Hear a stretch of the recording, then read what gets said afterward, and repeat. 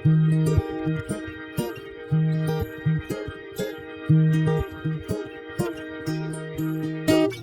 I'm Amanda and welcome to All Access Eats. Some of you may already know me as a filmmaker, an actress, and the daughter of Meatloaf. But what you might not know about me is that I have a passion for cooking. And I especially love cooking for my friends and family. See, I grew up traveling the world on tour with my dad, and some of my earliest childhood family meal memories come from those that we had backstage with Dad's band and crew. And some of my earliest culinary experiences come from learning to cook those comfort foods from chefs all around the world. So I'm here to share some of those tour stories and those recipes with all of you. So when my sister and I were kids, she went to go stay with some family friends in Paris for a semester of school. About halfway through her semester, my mom and I decided that we were going to go pay her a little visit for about a week. This family had hired a very traditional and very French chef, Bernard. Now, Bernard used to wake up before the sun and go to the market and buy all of the fresh ingredients that he needed to cook all of the meals specifically for that day. Now, me, being the typical 6-year-old American kid that I was, I decided one day that after a day of sightseeing and being out and about in beautiful Paris with my mom, that I was hungry. And so I decided to take it upon myself to go into the kitchen and see what I could drum up for a snack. Well, I opened the refrigerator door and I found the most beautiful bowl of fresh, ripe strawberries. So, of course, that's an awesome snack for any 6-year-old. So I went to town eating the strawberries. A few minutes later, my mom heard this insane chaos coming from the kitchen.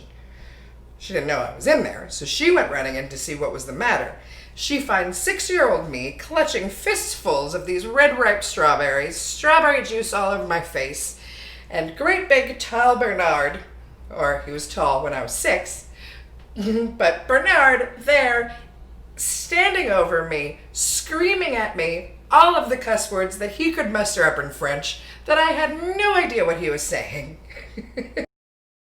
And Mom, of course, wanting to appease everyone, ushered me and my fistfuls of strawberries out of the kitchen and told Bernard to please calm down and that she would go out and get him strawberries. So, strawberries have always been one of my most favorite desserts. I love strawberry shortcakes and strawberry pies and strawberry ice cream. Fresh strawberries, they're the best. So today, I'm gonna make strawberry galettes in honor of Chef Bernard. Let's get started. So if you've never heard of a galette before, it is basically a very rustic pie. Now, I am anything but a baker. But if I can make this, so can you. I promise this is gonna be so easy, so simple, and super delicious. So to start, we're gonna make our pastry dough. And this is kind of similar to a rough puff pastry as far as ingredients go, but even easier to make. So I'm gonna start by adding 3 cups of flour to my stand mixer. And I need everything to stay very cold for this, and I'll explain why as we go. So ahead of time, I actually put my mixing bowl and my beater into the freezer. I put them in there for about an hour. You can probably do less, maybe 30 minutes or so. And for this, I'm not particularly worried about sifting the flour because I'm using the stand mixer. So I started by adding 3 cups of flour to my stand mixer, followed up by 2 teaspoons of salt,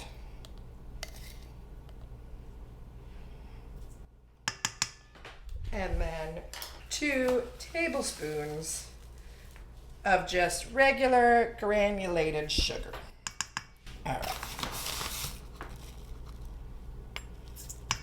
Lovely, right? Easy peasy. You probably already have all these ingredients in your pantry. So I'm just gonna give this a quick mix. And then here I have 3 sticks, which equals a cup and a half. So I have a cup and a half of butter here. But this isn't just any regular butter. So this is a unsalted European butter. Now you want unsalted butter because it's going to have less water than salted butter, and you want to use European butter because European butter actually has a higher fat content than regular American butter. So I cubed it first, and then I went ahead and put it in the fridge for a couple hours before, so it's nice and hard. What we eventually want this dough really to look like is like a shaggy oatmeal. You can also do this in the food processor. The reason why I prefer to do it in my KitchenAid is because I can freeze this bowl and keep everything really nice and cold. It's also why I don't like to use my hands when I'm doing it, because your hands are going to create warmth and your hands are going to start melting that butter faster than you would like it to. Now we're getting somewhere. All right. So as it starts to come together like that, next we're going to start adding in ice water. And I literally can see I have cubes of ice because, again, we want everything to stay very cold. So I'm going to add in ice water about 1 tablespoon at a time. So as soon as your dough basically starts to stick together like this, you're done. And I know that I said earlier that I'm going to make strawberry galettes. I tricked you. I'm actually going to make 2 galettes. I'm going to make one that's sweet, my strawberry, and I'm going to make another savory spinach and feta galette. It's delicious. So this pastry, this recipe that I showed you, this is actually enough for 2 12-inch galettes. So I'm just going to divide it. All right. And you can see that the butter already is starting to melt just from the heat of my hands. We don't want that when it's baking. And we're going to wrap each one of these up in saran wrap, nice and tight. And we're going to put these in the fridge for 45 minutes to 1 hour. And we're going to let that butter cool back down because we want to make sure that it's nice and solid before it goes in the oven so that it has a chance to melt inside the oven and make that flaky, flaky crust. All right, so let's put these in the fridge.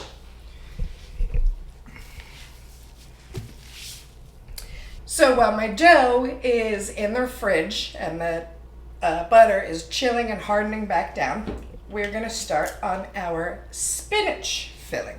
So I'm going to start by adding spinach a handful at a time.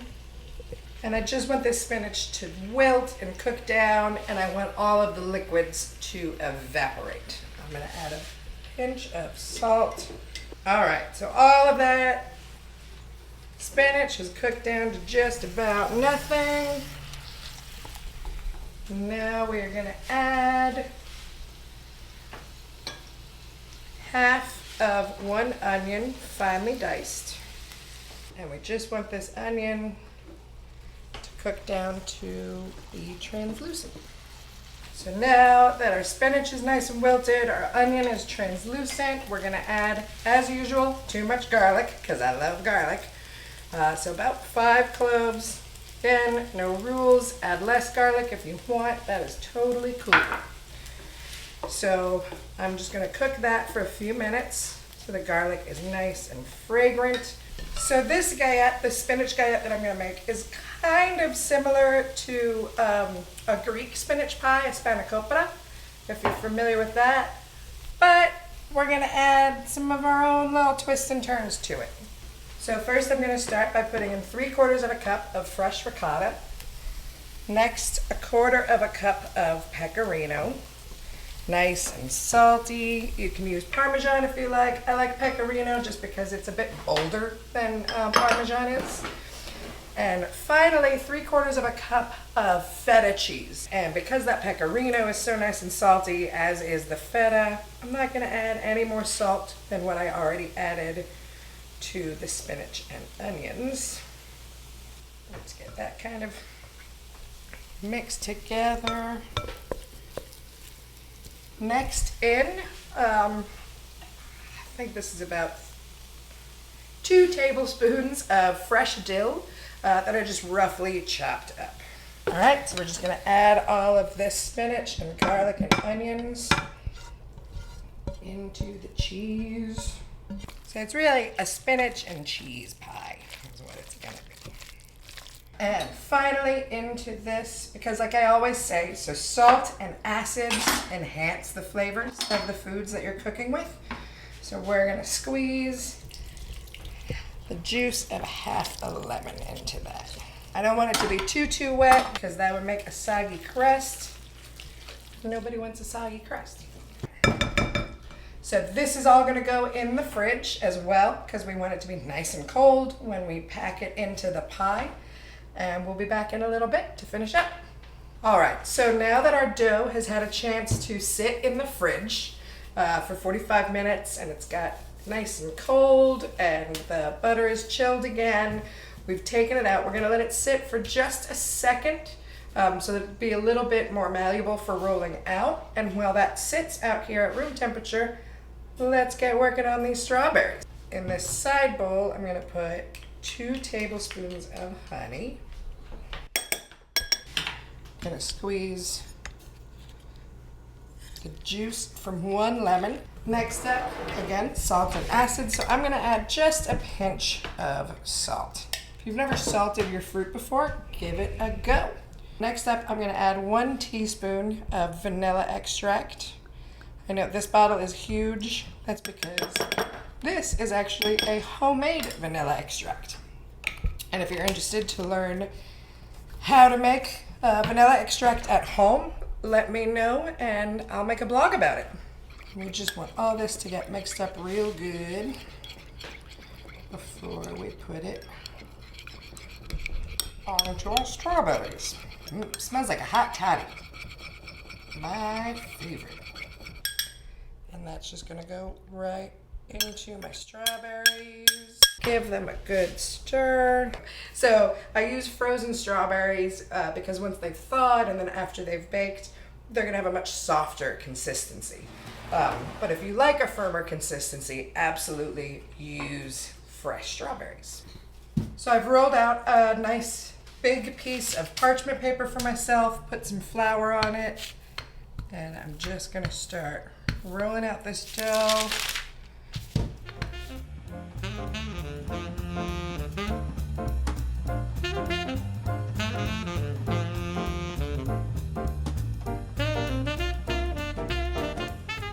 So I don't know if you can see, so it's obviously, galettes are meant to be very rustic. So I'm not super worried because all those edges are gonna fold in, but if you can see that bit of marbling where I've got pockets of butter, that is what I'm looking for. So let's start filling the pie. All right, so we're gonna get this filling and we're just gonna put it right into the center. Spread it out. Because what we want to do is just leave sort of a 1-inch border. And now we're just going to fold these edges right over. We can sort of crimp them. And this dough, because of the amount of butter in it, you need to work with it as fast as you can.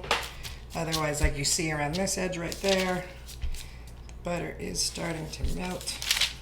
All right, so our last step here, I'm just gonna take 1 egg and 1 tablespoon of water, and we're just gonna make a quick egg wash. And this is gonna give our little crust edge a really nice, shiny brown edge. It's gonna be really pretty. And then very final step, this is more of a step of refinement. What I have here is Maldon flaked sea salt. It's really pretty, if you see. So this is for finishing, and this is just gonna go right around the edges. If you've never used Maldon, it's great if you are finishing like a salted caramel cookie or even a really nice steak. You just put a little bit of that Maldon right on top and you're seasoned and good to go. Now that this is all done and refined, I'm gonna put this in the fridge while I do my strawberry galette so that they both can go in the oven at the same time. Since I don't want a super soggy pie crust, I'm gonna spoon these strawberries out using a slotted spoon because I do want to reserve all that juice for later. There's obviously gonna be some juice in there. And again, we're just gonna start folding the dough.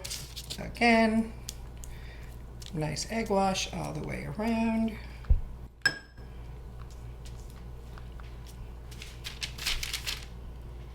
So with the strawberries, I used, so on the spinach, I used the Maldon, the flaked sea salt. On the strawberries, I'm gonna use just raw cane sugar. So now both pies are gonna go into the oven at the same time, 375 degrees for 30 minutes, and we'll come back and see what they look like. And here they are, fresh out of the oven, my beautiful galettes. Gorgeous, nice and savory, good and sweet. So you'll see this one has a bit more cracking around the crust. It probably could have done with a few minutes in the refrigerator before going into the oven like I did with the spinach. It still looks beautifully rustic and delicious, and I'm so excited to take a bite. Let's do the strawberry first. Oh, and no strawberry pie is complete without a hefty scoop of vanilla ice cream. We're just gonna put that right there in the middle. Oh, perfect. Now it's gonna melt. You can also use whipped cream if you like. And after pulling them out of the oven, I did let them sit and cool for about 15-20 minutes. Look at that. Beautiful. Really thin, lovely crust on that. And we save the strawberry sauce. That's just gonna go right on top. Look at that. I don't have anything to eat it with, but it looks delicious. And this crust is really soft.